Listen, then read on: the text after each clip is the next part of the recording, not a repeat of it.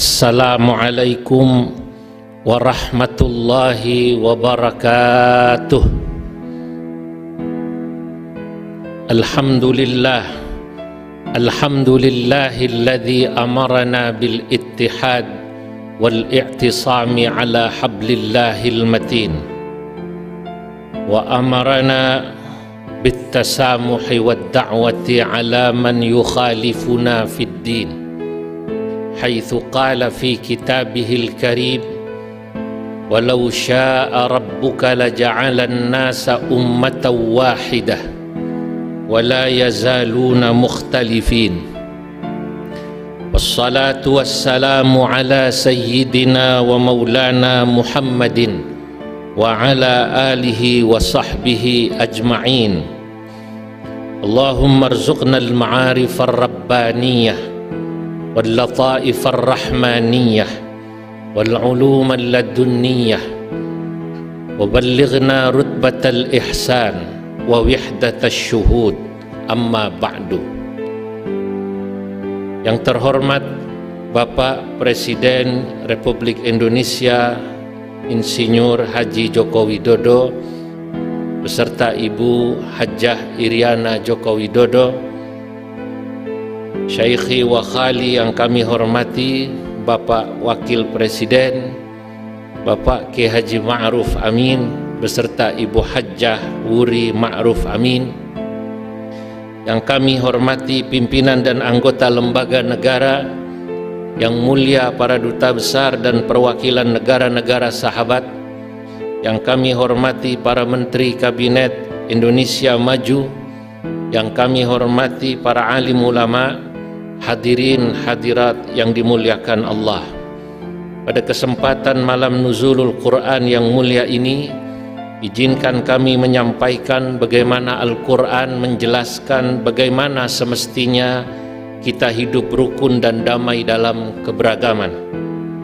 Bapak Presiden dan para hadirin yang dimuliakan Allah, jika kita menelaah Al-Quran secara seksama, maka kita akan sampai pada satu kesimpulan bahwa yang pertama, keberagaman dalam perspektif Al-Quran adalah satu keniscayaan dan sunnatullah. Allah Subhanahu wa ta'ala berfirman, walau syaa rabbuka laja'alan nasa ummatan wahidah wala yazaluna mukhtalifin illa man rahima rabbuk walidzalika khalaqahum. Walau syaa rabbuka, andai kata Allah Tuhanmu berkehendak, hai Nabi Muhammad, ya asyrafal khalqi laja'alan nasa ummatan wahidah, mudah bagi Allah menciptakan manusia itu dalam satu umat. Kalau perlu Islam semua, kalau perlu Arab semua, kalau perlu Jawa semua, ormasnya kalau perlu NU semua atau Muhammadiyah semua, tapi tidak, wala yazaluna mukhtalifin.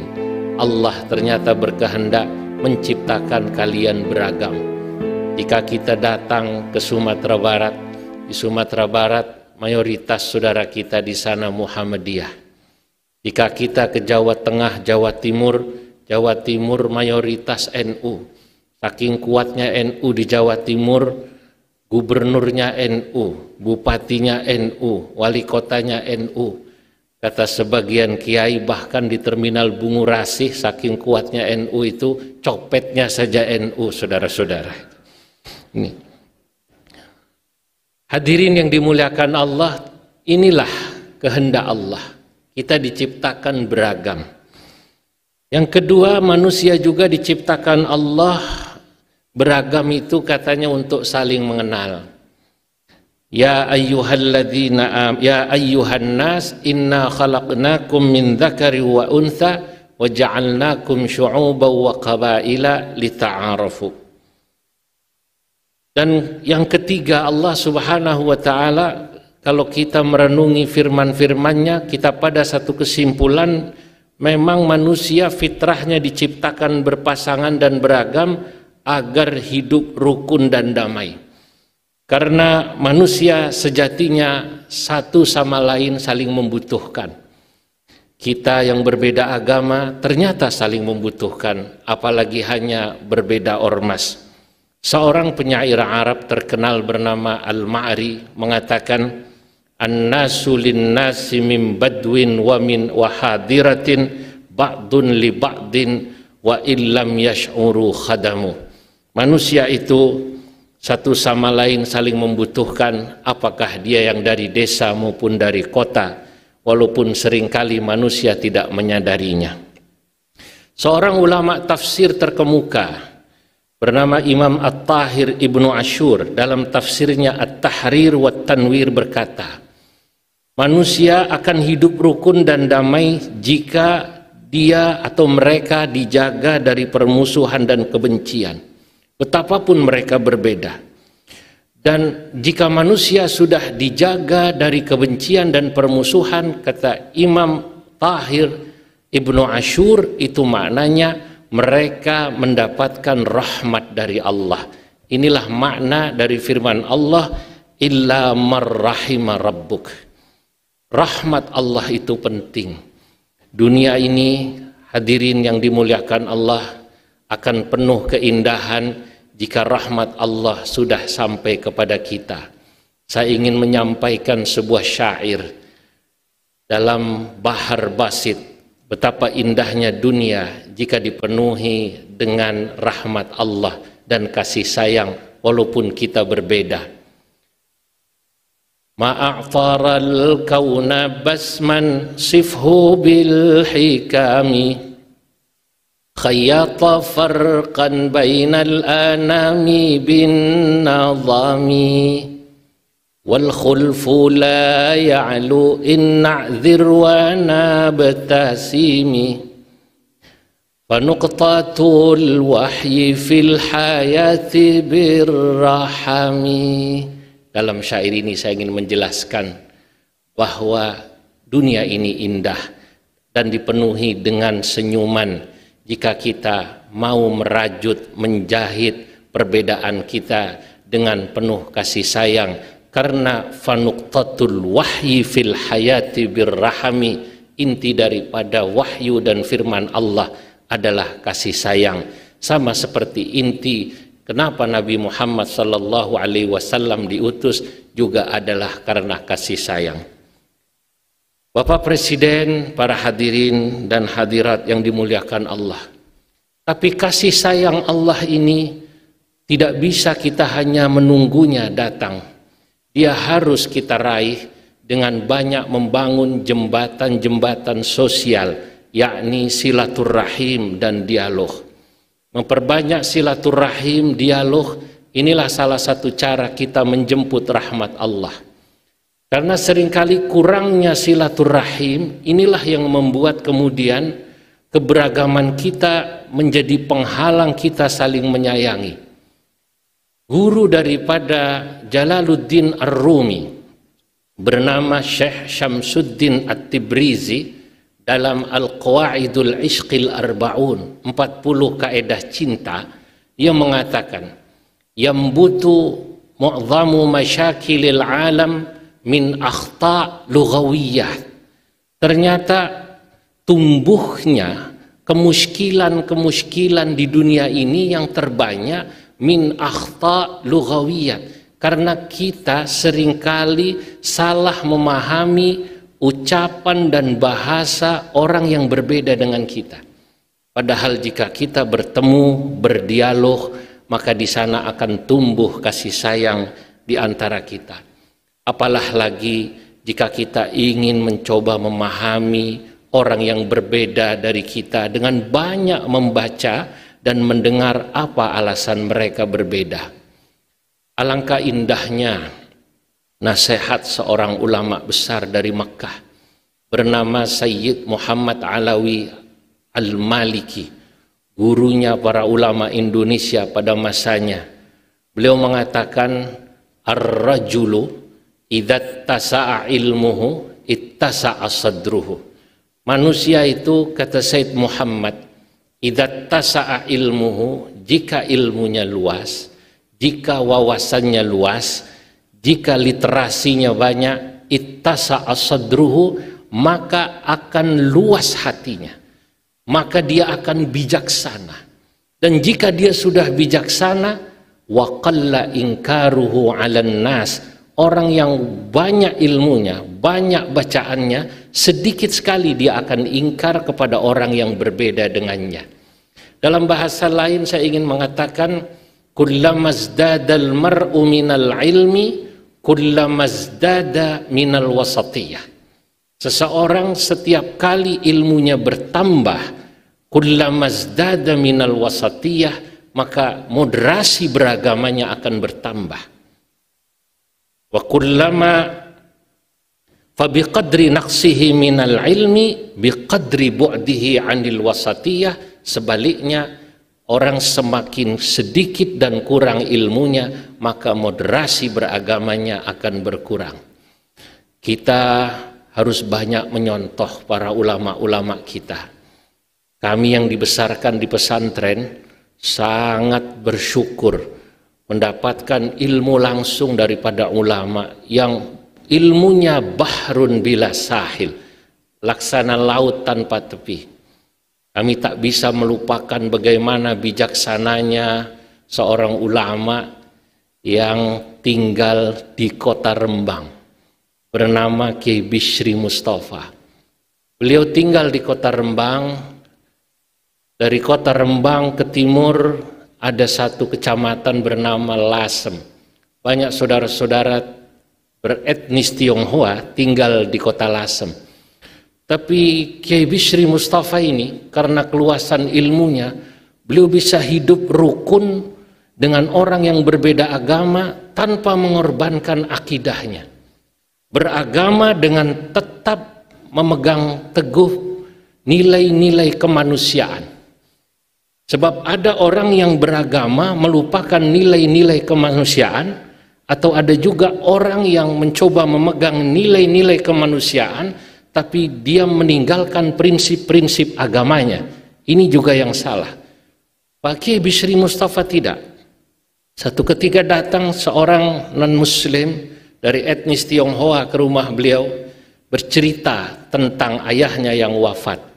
Pak Kiai, alangkah gembiranya saya jika Pak Kiai berkenan datang ke rumah saya, apalagi sembahyang di rumah saya. Pak Kiai Bishri Mustafa dengan keluasan ilmunya menjawab, baik, sebut saja namanya Acong, baik Cong, saya datang, saya akan sembahyang. Saudara-saudara para hadirin yang dimuliakan Allah, bayangkan jika Pak Kiai ini bacaannya kurang luas, mungkin beliau akan menjawab, tidak bisa, kamu beda agama dengan saya, lakum dinukum waliyadin. Tapi beliau tidak, beliau bilang saya akan datang. Karena beliau tahu bahwa bertakziah kepada orang yang berbeda agama tidak dilarang dalam agama kita, bahkan dalam kitab-kitab fikih disunnahkan. Dan beliau datang bersama beberapa santrinya. Pak Kiai mengajak beberapa santrinya. Kemudian ketika sampai di tempat saudara yang non-muslim dari keturunan etnis Tionghoa ini, Pak Kiai bertanya, di mana saya boleh sembahyang? Lalu ditunjukkan satu tempat, Pak Kiai Bishri Mustafa lalu sembahyang di sana. Bukan sembahyang jenazah, bukan salat jenazah, tapi beliau pada saat itu salat zuhur berjamaah dengan santrinya. Tapi dengan demikian saja, hadirin yang dimuliakan Allah, saudaranya non-muslim merasa gembira karena mereka merasa dihormati. Inilah contoh bagaimana seseorang ketika semakin luas ilmunya, dia bisa hidup berdampingan tanpa harus memusuhi. Kami juga tak bisa melupakan bagaimana nasihatnya Kiai Sahal Mahfudz, guru kami di pesantren. Pada saat beliau ditanya oleh muridnya, bolehkah kami membaca buku-buku, kitab-kitab yang ditulis oleh Al-Imam Ibnu Taimiyah? Imam Ibnu Taimiyah di kalangan pesantren, di kalangan NU tentu santri tahu, seringkali mengkritik tradisi-tradisi pesantren, terutama ziarah kubur atau tawassul atau tabarrukan dengan orang-orang soleh. Jika Kiai Sahal Mahfudz cara berfikirnya tidak luas, tidak moderat, pasti beliau akan mengatakan jangan kalian baca. Tapi Kiai Sahal Mahfud mengatakan, la mani'. Kenapa tidak? Khudh ma safa wada' ma kadar. Ambil yang jernih, bacalah.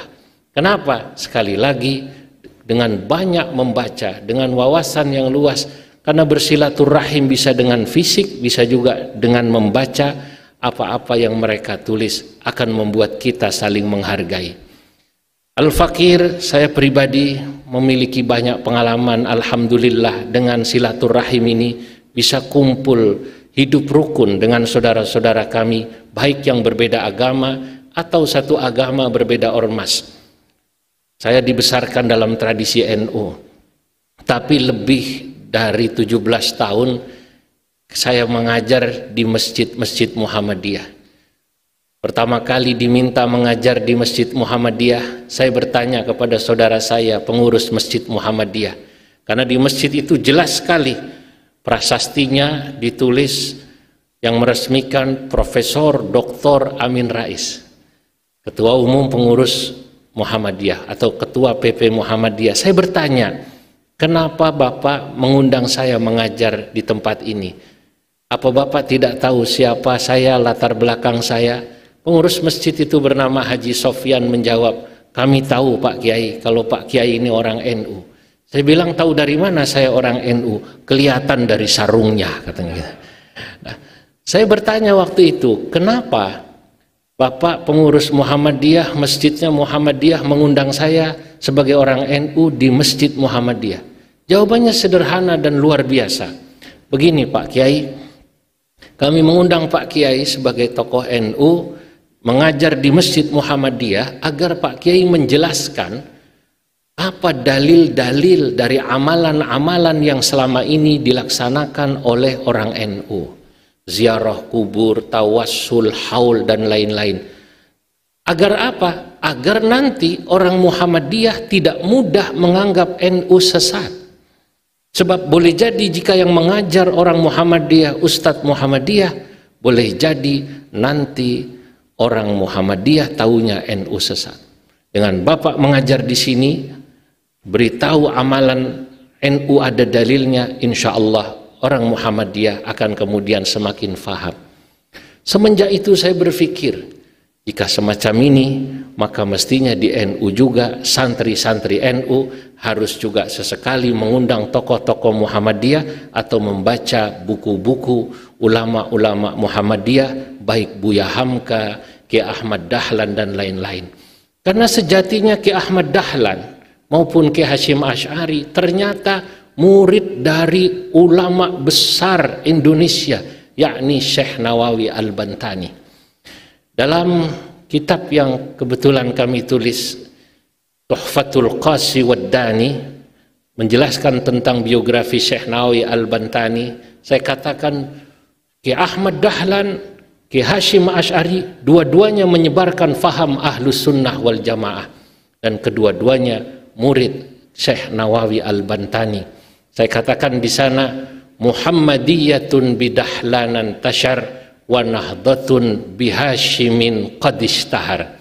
Muhammadiyah didirikan oleh murid Syekh Nawawi Al-Bantani, bidahlana bernama Syekh Ahmad Dahlan, intashara ay intashara far'uha, yang kemudian kita tahu cabangnya menyebar di mana-mana, sebagaimana wa nahdhatun, nahdhatul ulama bihasyimin didirikan oleh Ki Hasyim Asy'ari, ishtahara ay ishtahara situha, menjadi terkenal organisasi ini seantero dunia, dan kedua-duanya adalah murid dari seorang ulama besar.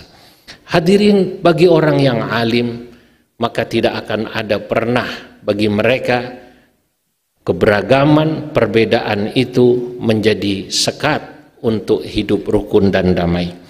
Bapak Presiden dan para hadirin yang dimuliakan Allah, negara ini sekali lagi membutuhkan peradaban yang indah, yakni peradaban yang dibangun atas dasar saling memahami, saling mencintai, dan juga saling menyayangi, bukan atas dasar saling mencurigai dan membenci. Fenomena Islamophobia pada satu sisi dan kafirfobia pada sisi lain harus dihilangkan dari negeri ini dan bahkan juga dari dunia ini.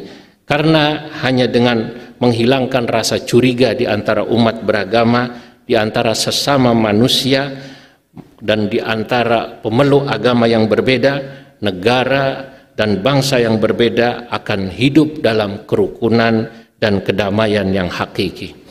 Bangsa ini memiliki sejarah panjang dalam kerukunan dan menghargai perbedaan, sampai-sampai beberapa ulama utusan dari Majelis Hukama'il Muslimin yang dipimpin oleh Syekh Ahmad Thayyib menyatakan saat ini ulama-ulama Timur Tengah bukan lagi waktunya mengajari bangsa Indonesia atas kerukunan dan toleransi, tapi kata mereka, kamilah ulama-ulama Timur Tengah yang harus menulis tentang bagaimana toleransi dan hidup rukun dipraktekkan dalam kehidupan masyarakat Indonesia yang majmu' dan beragam.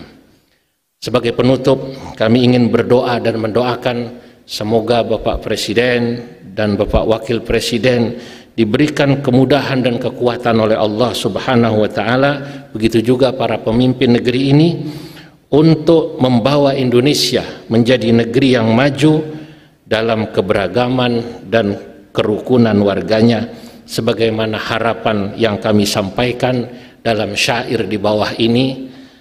Atabihamdir rahmani qaidul mu'jabi dha Jokowi ammaral bilada fil aghlabi ma ahlan naiba fil fununi wal adabi ma'rufuna yunshiru fawaidal madhhabi ya lama'atil khaluqi min nuril muhjabi falhamdulillahi dal majma'u birrahabi ya Rabbana ajma'na fil harkati kadharabi fid daraini zulfana bizumrati dhahabi.